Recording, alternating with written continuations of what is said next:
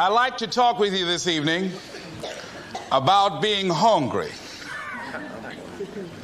Somebody said, I'm hungry.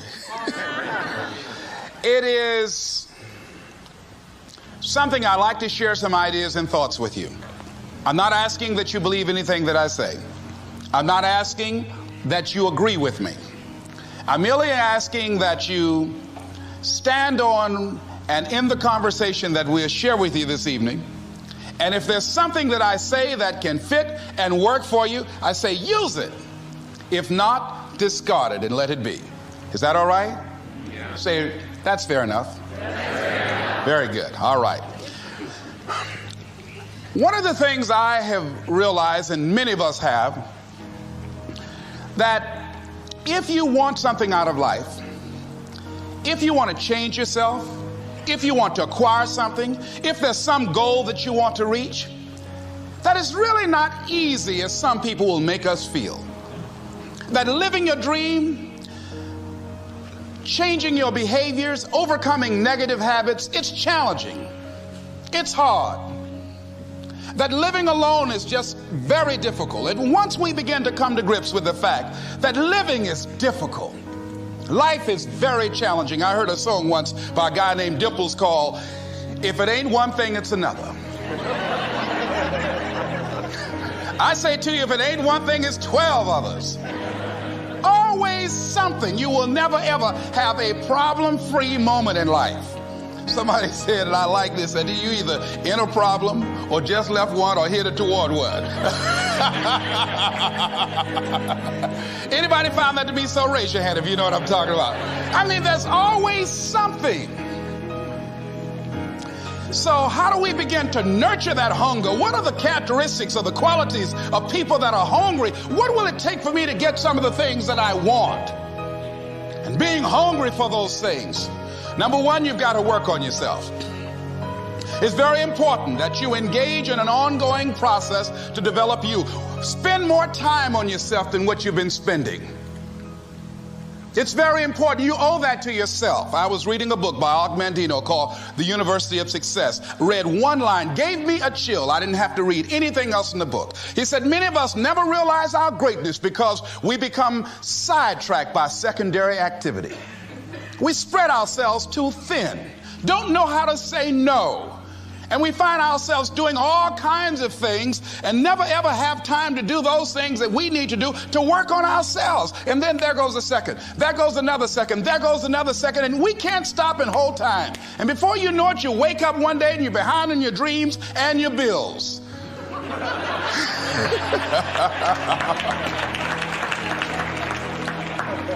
So decide that you're going to take some time to work on you, that you deserve that from yourself, that your life deserves some prime time because you are creating your own production. As Michael Todd would say, you are the star of your show. You are the director. You're writing the script. And you will determine whether your life is a smash office hit or flop. You'll determine that. Working on yourself, talking to yourself. That's so very important. Overcoming the negative conversation, that inner dialogue that's going on all the time, even when you don't want it to be there. You can't stop yourself right now from thinking. You can't do it. It's going on. And so learning how to empower yourself, part of doing that is standing up to yourself. You've got to stand up inside yourself sometimes and say, shut up. You've got to do this. I was going to give a presentation, and this voice inside of me saying, you can't do this. You don't have everything it takes. I shut up. I'm behind on my bills, and you're telling me what I can't do. I have got to do it. You'll get scared sometimes. Your mind will go blank on you. Some people you will allow to unnerve you, and you wonder, what's wrong with me? I'm not crazy. That's why you've got to learn to make a conscious, deliberate, determined effort to stand up inside yourself. Working on yourself, watching that inner dialogue, it will determine the quality of your life. I don't believe this. I know this. I've had a challenge of losing weight. I'm walking through the airport, this voice say, why don't you have some M&M peanuts? No!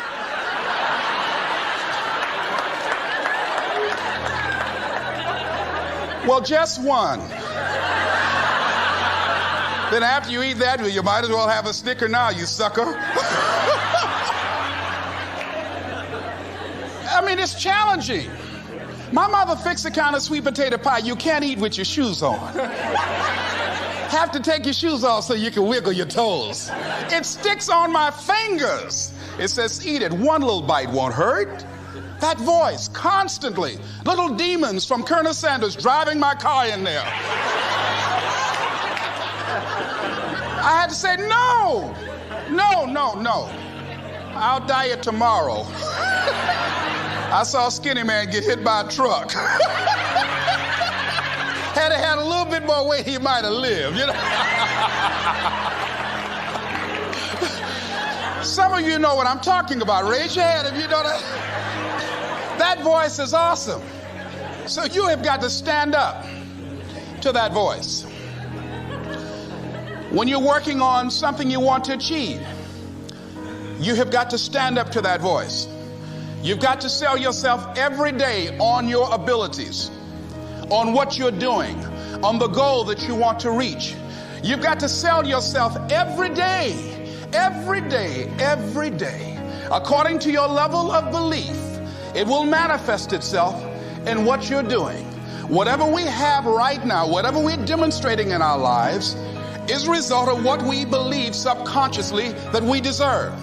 And part of increasing that belief level is that you have got to convince yourself every day. You've got to sell yourself. I do a lot of training for many corporations, and I conduct sales seminars, and I've heard all kind of guys doing techniques and training people techniques of how to close sales and how to work with and begin to control the sale and how to ask for the close. Let me share something with you. You can learn all the techniques in the world. If you don't believe in yourself, it won't happen for you. I learned all of it. So that's why I do a training called Focus on the Seller. You've got to focus on you. And as you convince you, as you sell yourself every day, you will begin to see a difference in the things that you're doing. Selling yourself on your ability to perform a job, to achieve a certain objective. Telling yourself every day, here I go again. And I got what it takes. This is my day. And nothing out here is going to stop me. And when you go out there in life, say, come over here. Say it again. Well, I'll be back tomorrow. That brings me to the next thing. It takes courage to act. Part of being hungry when you've been defeated, it takes courage to start over again. I used to do door-to-door sales, and I was working with another friend of mine, and door-to-door sales, I mean, it's punishing. It's cruel and unusual punishment. And I was a little boy knocking on the door. Hello, would you like to buy a nice working television set? No money down? No! Bam! They slammed the door in your face.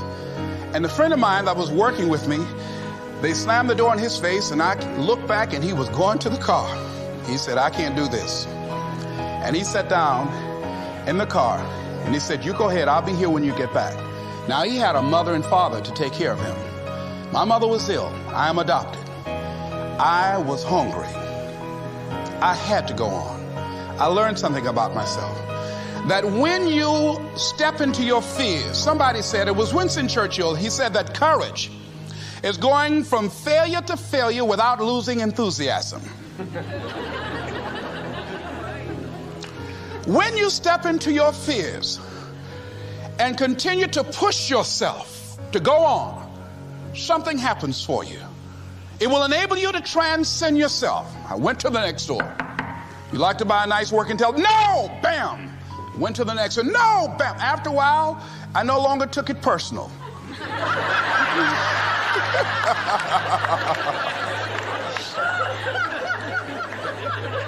And I began to play a game. I said, well, I know there's a yes out here somewhere, and I'm going to keep on till I find it. And I'm not going home until I do. And I continue to knock on doors. And then somebody eventually would say yes. And I said, are you sure? And I would go in there and I would get the sale. When you have something you want to do, if you don't develop the courage to do that which has been given you to do, and you spend a lot of time going around trying to convince other people or trying to get their approval, what will happen is that you will lose your nerve. And other people will convince you that what you're doing doesn't have any value, and you'll give up on your dream. It's an interesting thing about life, I've also found, that if you don't have the courage to act, sometimes and particularly if you have something special to do, life will move on you. If it were not for life, I would still be a disc jockey. I didn't just leave voluntarily to go to the state legislature. I was fired.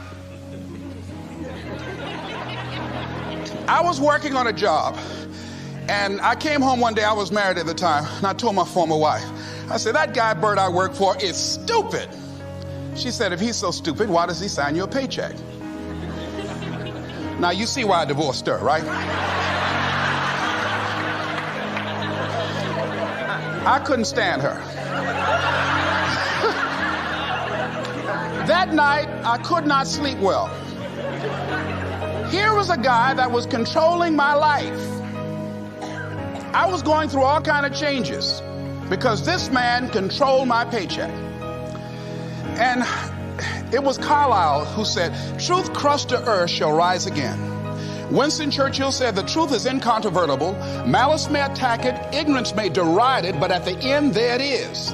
And we know scripture that says, ye shall know the truth, and the truth shall set you free. And the truth that I had to come to grips with, that I wasn't in charge of my destiny. The truth was that I wasn't giving all that I had. The truth was that there are some things that I wanted to do, but I didn't have the courage to act on those things. And the truth was that Bert Childs was a blessing to me. He made life so miserable for me, I had to start looking at my life differently. I started going to work earlier. I started being the last one to leave there. I started working harder than anybody else. The other guys could not. Why would you work so hard, Les? I said, I'm not working for them. I have been cheating, Bert, I thought. I've been cheating myself and my family. Wherever you are, whatever you're doing, do it with everything that you have. Develop the habit of giving more than what you're paid for. Develop the habit of setting standards that others will be measured by. Someone said, do not go where the path may lead, but go where there's no path and leave a trail. All right? It is easy to be negative today. It is easy to have low morale today. I was at a corporation and they're going through downsizing and going to lay off some 1,500 people over the next few weeks. It's very depressing there. And those people that stay there 9 times out of 10, they're just going to do just enough to keep from getting fired. Anybody can do that. But if you can begin to harness yourself and say that where I am, I'm going to do the best I can with what I got, because that is an expression of who I am. If you get into the habit of just being mediocre, it will become a part of your consciousness. If you get in the habit of giving less than what you have it within you to give, it will begin to reflect itself in your personality. It will begin to damage you psychologically. And you don't want to be a part of that kind of self-destructive behavior. And so you want to set some high standards for yourself. The next thing, part of what feeds that hunger, you've got to develop a sense of urgency. Aurelia said, stop living your life like you have 1,000 years to live. In life, you're either here today and you're gone today. If there's something that you want to do and you can't do it all at one time, do just a little bit of it. I like what Robert Schuller says. He said, by the yard it's hard, but inch by inch, anything is a cinch.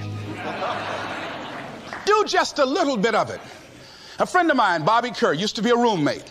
Bobby wanted to go into the area of public relations. He loved working with the public.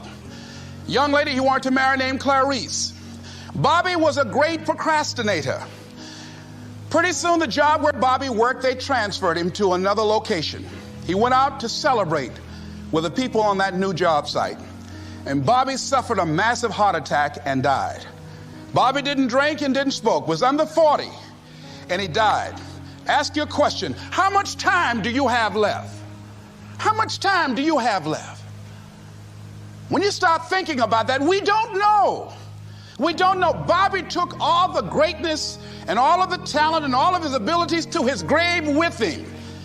One of the things he could have put in parentheses under his name, he didn't use all his stuff. And most of us do that. Most of us don't use the stuff that we have brought into the universe. And we want to make a conscious, deliberate, determined effort to start living life with a sense of urgency and using what we've got. Using ourselves up. Sharing what we brought into the universe to share. Because if we don't, nobody else will. Stop wasting valuable time. Knowing that if we begin to live our lives as if each day were our last, our lives will take on a whole new meaning. It take on a whole new expression, valuing each moment that we are blessed with. The next thing that begins to nurture that hunger, honor yourself as your word. Don't give your word out lightly. When you throw your word out there and you don't honor it, it makes a statement about you. If you decide to maintain a sense of integrity with yourself, that if I speak it, I'm going to live it. It's who I am. And I'm going to be very cautious in how I give my word to others, and most of all with the commitments that I make to myself. Because I want my life to reflect my words and honoring who I am and what I express. Another challenging area in terms of nurturing and developing that hunger in yourself is learning the art of becoming single-minded. Learning how to concentrate. Learning how to focus in. And you'll be surprised at the things that you're able to do. When you learn how to block things out, when you learn how to keep thine eyes single, you'll be surprised at the ideas that will come to you, of the people that you'll be able to attract, of the opportunities that you'll be able to see. You'll begin to see things that have been standing there looking you in the face saying, I can't believe this has been here all this time. Here's a habit that I do. Maybe it might be of some value to you. I get up in the morning and I start writing what great ideas that I can think of today that can improve me and that will enable me to reach my goal. And I just let my mind flow. Sometimes I write 15, 20 ideas. Some days it's more difficult than others. One idea can change your life. One idea can turn your life around. Deciding that you're going to focus to develop your skills. A guy was the new owner of a baseball team that was in the basement of the league when he took it over. He went to the pitcher and he said, what is your best throw? He said, well, I got a good curveball and I've got a good fastball. And he went on talking about his different throws. He said, but tell me this, what is your best throw? He thought for a moment. He said, I've got a good fastball. He said, that's all I want you to work on. Nothing else. Just develop your fastball. The next year, they went to the World Series. Most people don't know where their fastball is. Most people go through life never discovering what their talents are. Most people never develop their talents. They have skills and abilities, but if you don't nurture them, if you don't develop them, they will never serve you. Your gifts can take you many places if you develop your gifts. Most of us don't like to do those things that come easy to us. I've always loved to talk to people. I decided, taking this advice, to develop my skills as a speaker. And my gift has developed and it's taken me many places. You have something that you brought to the universe. And that if you decide that my life deserves my developing this, what I do well, and becoming the best at it and mastering myself and seeing what I have within me, if you decide to drop your buckets where you are and develop your gifts, I grant you, you'll never ever be without. I grant you that your gifts will take you places that will literally amaze you.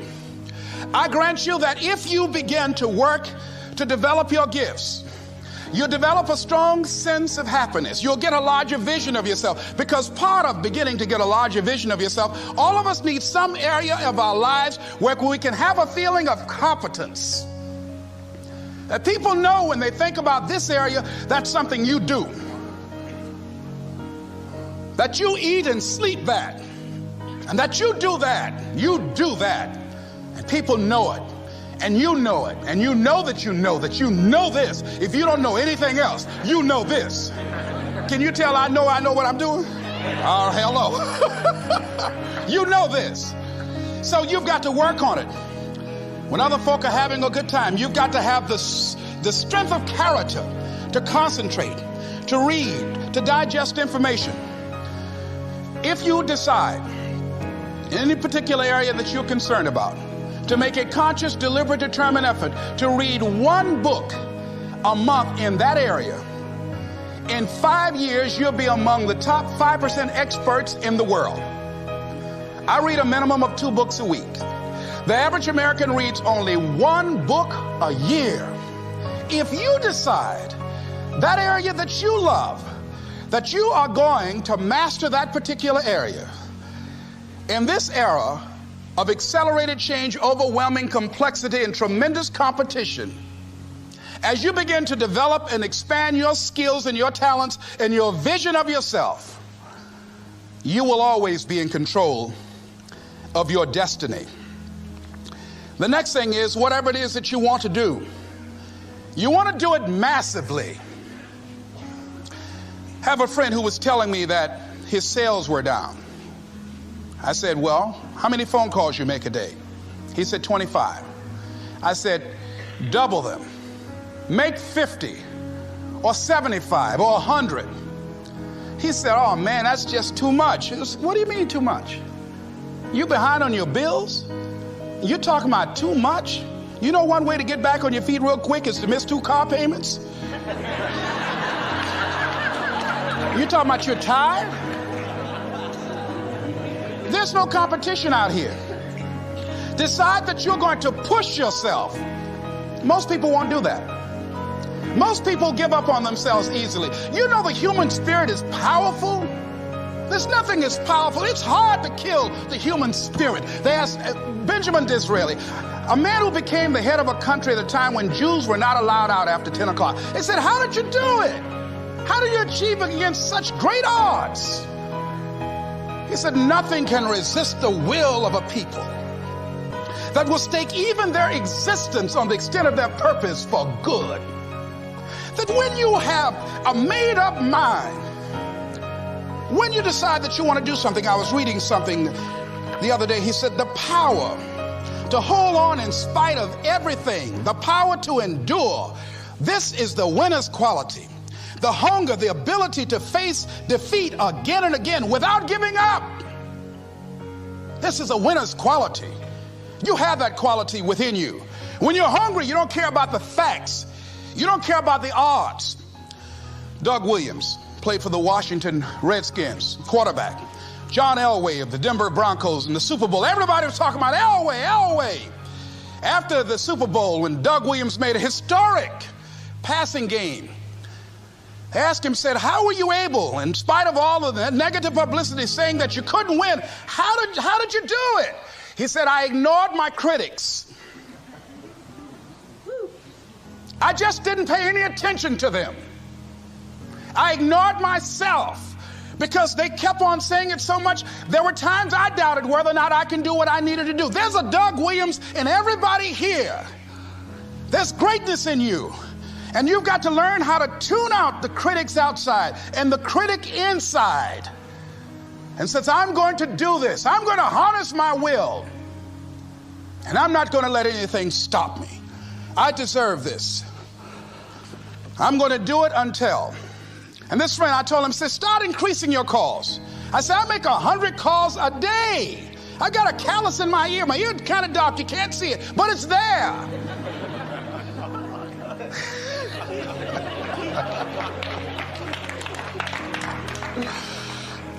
His sales have increased. He's working harder now. The other thing is that if you want something, you have got to be relentless. You've got to learn how to become resourceful. You've got to learn how to become creative. When crises strike in your life, and in the Chinese language, crises mean danger, but it also means opportunity. And this is an opportunity for you to grow. And you've got to be so relentless, regardless of what comes down the pike, that you're always looking for a way to get over, always looking for a way that you can break through, always looking for a way that you can win, always looking for a way that you can strike a telling blow. And pretty soon, I think there's some people watching us in the universe that say, wait, let's call a meeting over here. You know that guy Mustafa? Look at him down there. He won't stop. Just that fool don't know he can't get over. Look here. Why don't we do this? Let him go and let's mess with somebody else. Let him go on through.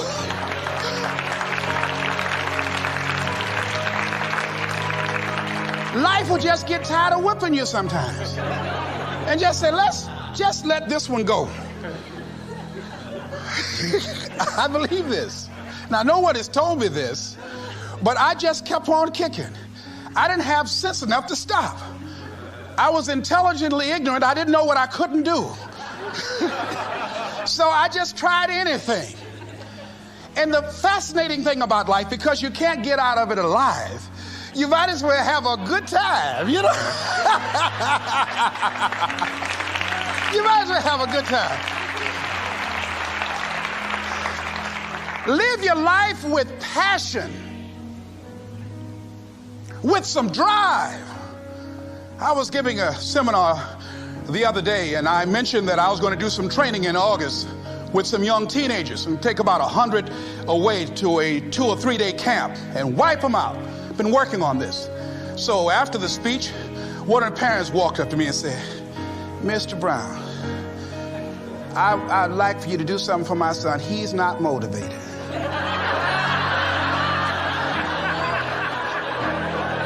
I said, I wonder why.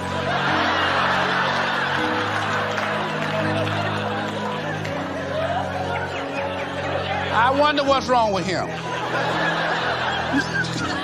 He had no fire whatsoever. See, what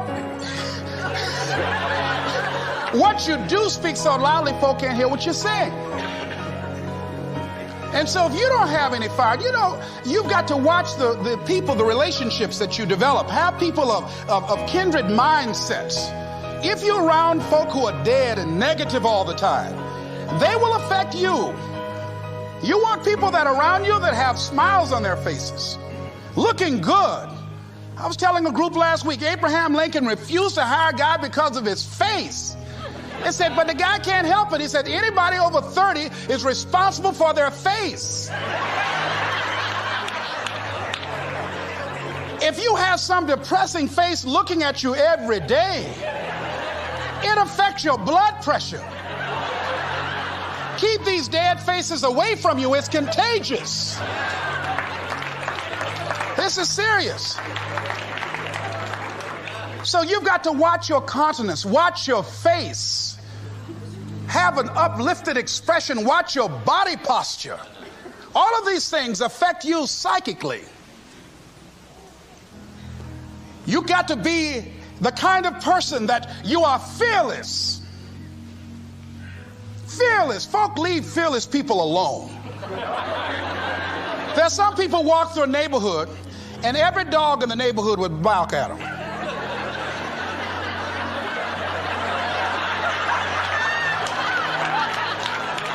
But there's some people come through and ain't nobody gonna mess with this.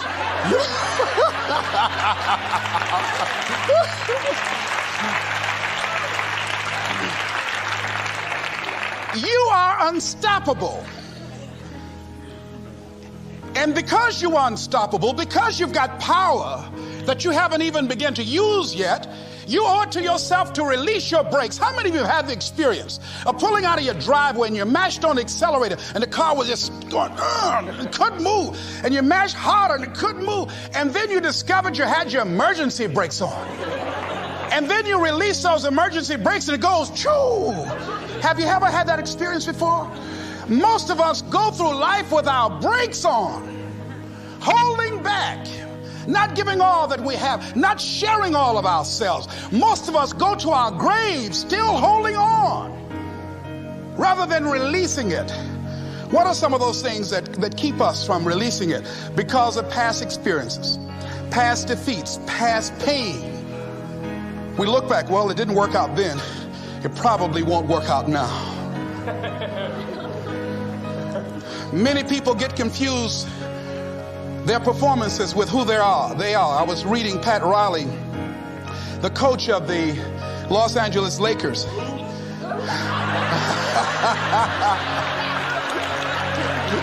But you're going to like this quote here.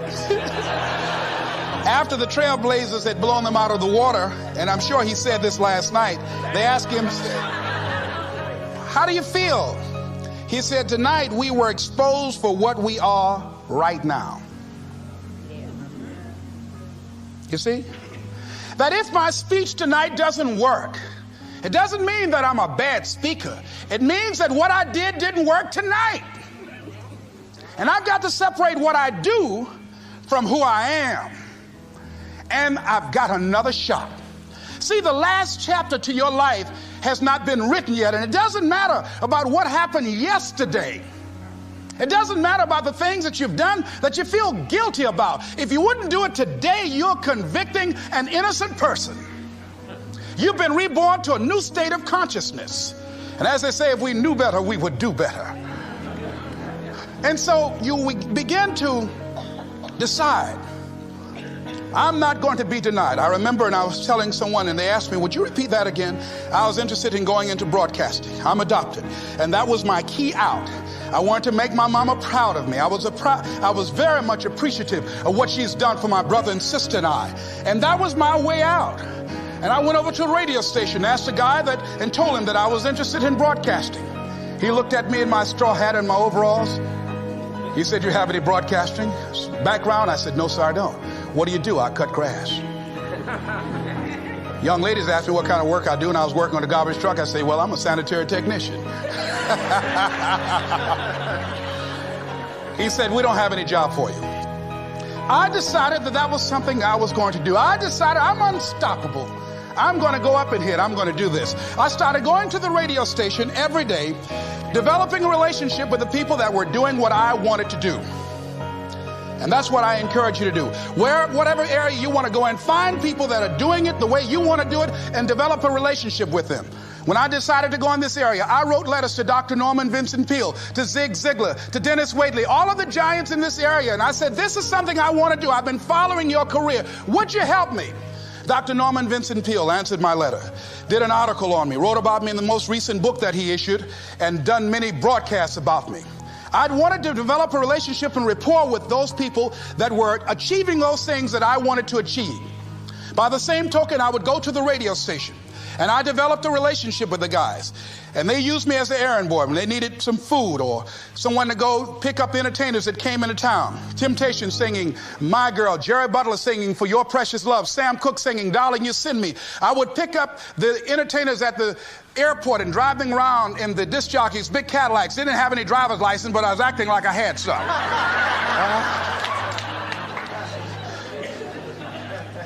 Every day I used to go home and work on my communication skills, developing myself. It was Whitney Young. He said, it's better to be prepared for an opportunity and not have one than to have an opportunity and not be prepared. Start working and developing yourself now and prepare yourself for what it is that you want, because you expect to get it. And when the disc jockeys were in the control room, I would go in and watch them and develop a trust level, and they would let me stay, and I would watch and observe them working the controls. When you want something out of life, don't worry about how you're going to get it. How is none of your business. The most difficult thing it is to hold the vision. It's to hold the vision. So there I was at the radio station. A guy was on the air and he started to drink by the name of Rock. I was outside the window looking at him and watching. Hungry and ready, saying, drink, rock, drink. Pretty soon the phone rang. It was the general manager. I said, hello? He said, Les, this is Mr. Klein. I said, I know. He said, Rock can't finish his program. He's slurring his words. I said, I know. Can you work the controls until one of the other disc jockeys come in? Would you call them? I said, yes, sir. I hung the phone up. I said, now he must be thinking I'm crazy. I called my mama and my girlfriend Cassandra. Said, y'all come out on the front porch and turn up the radio. I'm about to come on the air.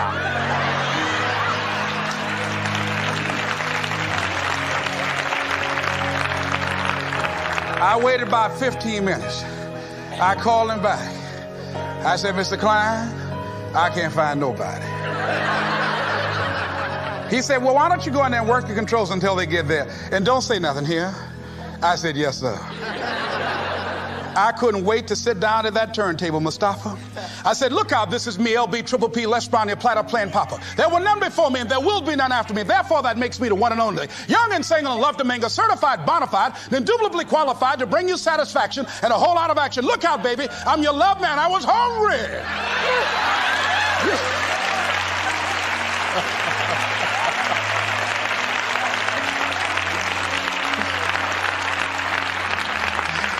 Shake somebody's hand on your right and left and say, you've got to be hungry.